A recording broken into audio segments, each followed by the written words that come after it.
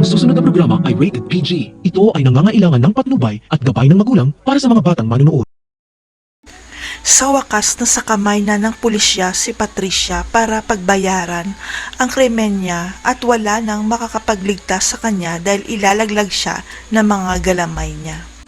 Pero panatag pa rin si Patricia na malulusutan niya ang kaso dahil si Atty. Zamora ang abogado niya, pero kahit sa abogado niya hindi niya aaminin ang krimen niya.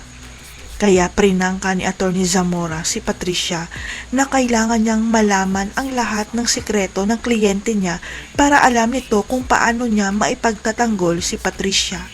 Pero ang nais mangyari ni Patricia, mahanap muna nila ang kanang kamay niyang si Vivian dahil alam ni Patricia na hawak ni Vivian ang matibay na ebidensya laban sa kanya. Ang akala ni Vivian makakatakas na siya sa batas pero mahuhuli pa rin siya ng mga pulis at wala siyang choice kundi ang makipagtulungan alang-alang sa anak niya. Nagawa lang naman ni Vivian na sumunod sa utos ni Patricia dahil may sakit ang anak niya at handa siyang ilaglag si Patricia basta tulungan nila ang anak niya.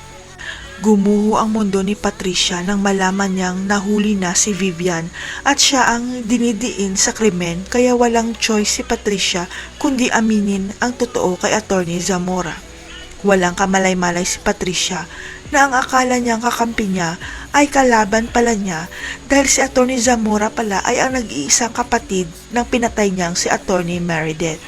Ang hindi alam ni Patricia, naghihintay lang si Atty. Zamora na aminin sa kanya ang krimen na pinatay niya si Atty. Meredith dahil nirecord niya ito bilang ebidensya. Kaya magugulantang na lang si Patricia na guilty kaagad ang hatol sa kanya dahil pinagtulungan siya ng lahat para pagbayaran ang ginawa niyang pagpatay kay Atty. Meredith. Mananagot rin kaya si Trixie sa batas dahil nanahimik lang siya sa krimen ng nanay niya. Abangan.